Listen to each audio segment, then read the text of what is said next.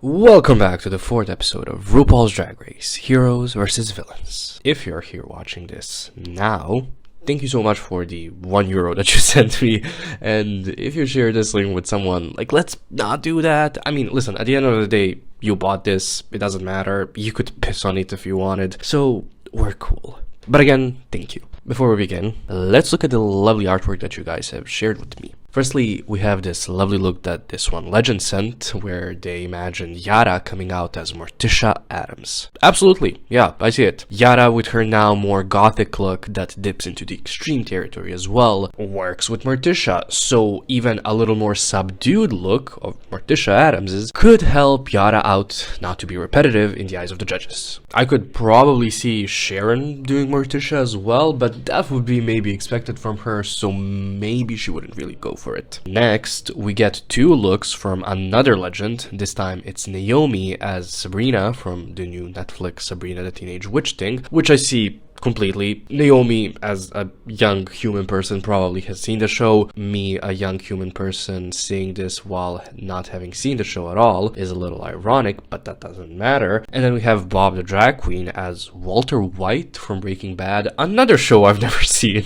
so I would have never thought of the second pairing. But I really like it, especially because I love Bob, I love yellow, Bob in yellow is just perfect. We won. Honestly, we all won. The episode begins with the heroes yet again in the workroom. This time, the focus is on Tatianna. Tatianna, after having her little confessional moment at the end of the last episode and crying on the runway, explains to the queens that she just does not feel like she belongs with any of them. All of them have really strong preseason bonds, and the only two queens that are from the same season as her are on the villains team, and one of them doesn't even like her that much. Yara assures Tatianna that she's absolutely part of their team and that she, meaning Yara, sometimes feels like the odd one out too. Katya tries to bring Tatianna up by saying how she lives for her and how all of the other girls do too. However, Bianca in the confessional says that she's tired of these queens whining, but that will take those queens out of the competition, so that's not gonna be a problem from her once they reach the top 10. Jinkx also tells Tatianna that she knows how it feels to be the odd one out, but hey, look where that got her.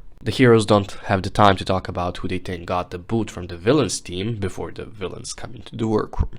They see the Vixen not being there, and Asia is shocked and a little upset, saying that the Vixen was her friend, they bonded a lot on season 10, and they were both rooting for each other here on this season. Raja cuts in from the confessional saying very bluntly, "Boo-hoo, the Vixen just got eliminated. Asia didn't really lose a friend." Then we get a couple of quick cuts to the queens in the workroom, and then Raja in the confessionals giggling, saying, "I really sounded like a villain there, didn't I?" Cue the theme song. The girls are back in the workroom, and there's no time to chat, as they immediately get a message from Ru that goes, "Hey racers, liar liar, your pussy's on fire." Or is that something burning? Well, some of you were reading books, the others were serving looks. But can you really serve? To be a good drag queen, you have to be amicable, approachable, and another adjective starting with A. You're almost at Audrey's. You know you want the pie. The queens are a little confused by the message, but Raven points out that Ru quoted both Aquaria and Nicole Page Brooks. However, they cannot figure out what that could mean. Ru comes into the workroom and tells the girls that this week's Maxi challenge will have them working at a drag bar during daytime, where they have to collect tips, perform for the guests, serve them drinks and food, and just in general entertain them. So basically, a drag brunch challenge. However, before they do all that, they have a mini challenge. The challenge is a race in high heels, where the queens have to balance 3 books on their heads. If they drop the books, they have to go back to the start. One person from each team wins, and then the 2 winners race off. In the heroes team, Katya, with little to no problems, beats out the other girls, whereas on the villains team, Naomi and Raja leave the rest of the girls behind, with Raja beating Naomi at the end, when Naomi seemingly lets Raja win. In the final round, Katya beats Raja, but only by a hair, which is ironic as Katya is bald. The reward that the heroes get is that they get to choose which one of the 2 teams goes first. The heroes decide that they want to go second, which works out in the end for the villains too, as they wanted to go first, thinking that they could possibly drain the customers of their tips before the heroes step in. The preparations for this challenge are not that complicated. The girls just have to get in drag and divide themselves into groups of who's going to perform, who's going to host, and who's going to serve and entertain during the drag brunch. The villains have Raja and Raven host their drag brunch, with the performers being Akira and Roxxxy. They decide this almost unanimously, with the 4 girls that end up serving thinking that they would get the largest amount of tips for themselves, as they will be directly with the customers. When it comes to the heroes team, Ben and Jinkx propose that they host, and for the first time we get some of the queens reacting, saying that maybe the 2 of them shouldn't be the mains in every single challenge, and that they should give a chance to somebody else. Thus, they agree that Bob and Katya should host, with Asia, Dela, and Jinkx performing. Bianca is annoyed that she didn't get the role of a performer or host, as she knows that she can't really do much while not doing those 2 things. And it's already episode 4 and she still has not won a challenge. However, she decides that she'll just try her best and see what happens. It's time for the main challenge.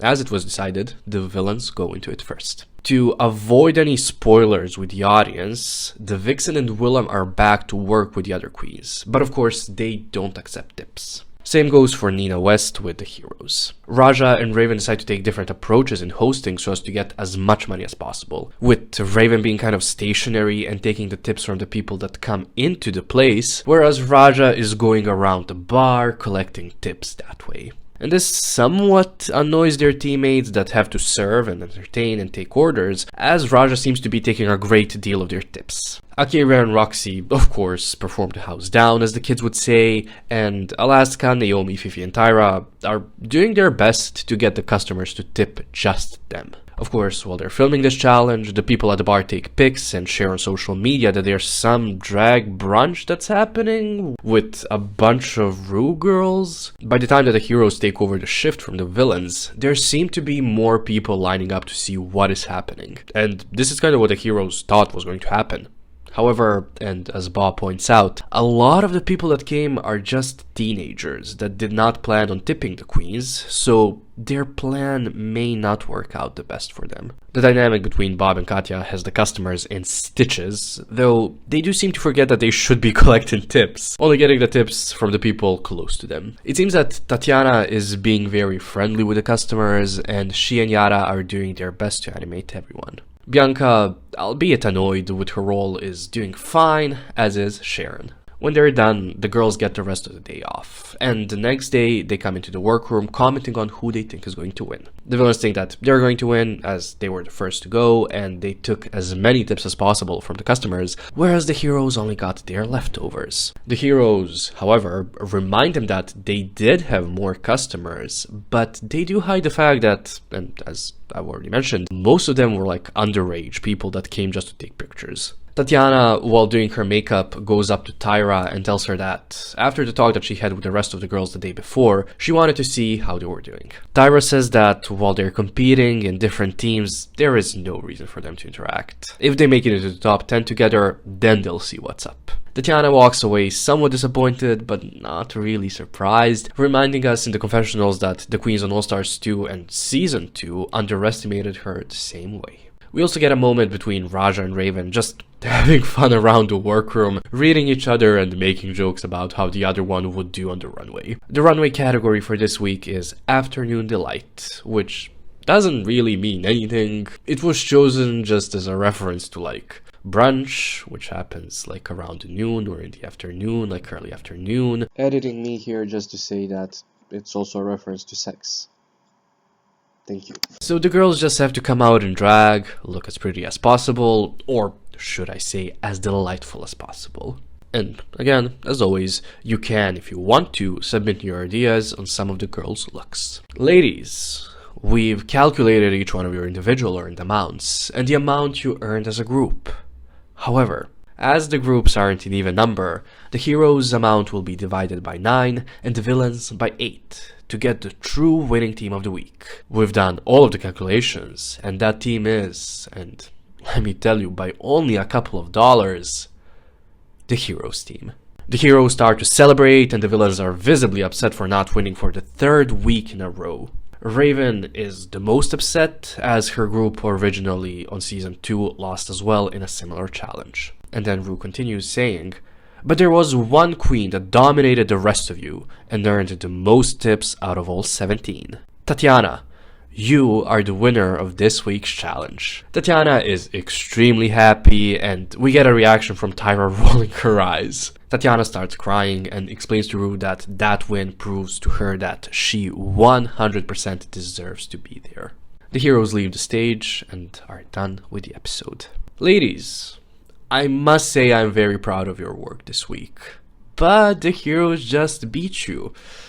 Again, let's go to the judges with the critiques. And who are the judges this week? Since the 3 jobs that the queens had to do in the Maxi challenge were perform, host, and entertain, the judges, according to those jobs, are Todrick Hall, Trevor Noah, and Miley Cyrus. Now, why these choices? I don't know, don't ask me. I'm just a simple gnome that googled famous hosts and famous entertainers. The judges don't have much negative to say about any queen. It just seems kind of like everybody gets positive critiques and then a suggestion. Like, Raja is told that maybe she should be a better team player. Naomi is told that she should be a little more experimental with her looks, and Fifi that she shouldn't be so much in her own head and think about how she's being perceived, etc, etc. Ru then goes, "Ladies, your placements for this challenge are based on how much money you snatched from the customers." And then cut to Naomi in the confessional saying, "Fuck." Ru continues, "When I call your name, please step forward. Akira Davenport, Roxxxy Andrews. You two earned the same amount of money, and had your team won the challenge, one of you would have been the winner. You're both safe. Raja, Alaska, you two are also safe. Naomi Smalls, this week you dazzled us on the runway, but in the challenge you did not sparkle. Fifi O'Hara, your bad reputation still seems to be following you. Don't let it get you down, my queen. Raven, as the queen of mean, you reign supreme, but in the challenge you didn't go to the extreme.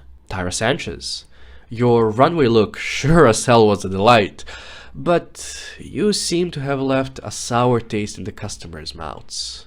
Raven, Tyra, as the 2 lowest earning queens this week, I'm sorry my dears, but you're up for elimination."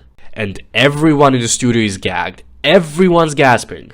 Raven and Tyra look gooped and pooped. Tonight, you're asked to prepare a lip sync to Miley Cyrus' song, Night Crawling. However, due to the circumstances we're under, it's time for a rematch. Ladies, you will be lip syncing to my hit single, Don't Be Jealous of My Boogie, available on iTunes. And they do. This time they perform very differently. Tyra does not leave the stage as she originally did, she commands the stage, while Raven performs the song in a very sultry but fun and energetic way. It seems like it could go either way, and the queens in the back are living for the lip sync.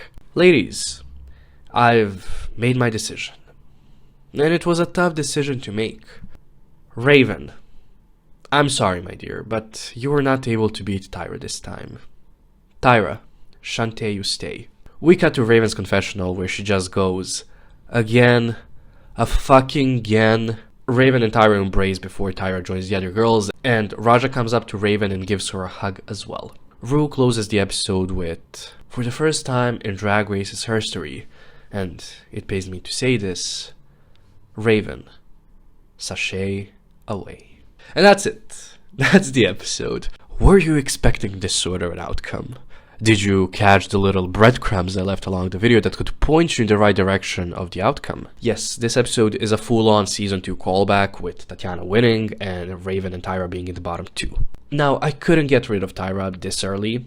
Losing a winner in the 4th episode would be a little too soon. I hope you enjoy this, and thank you for watching.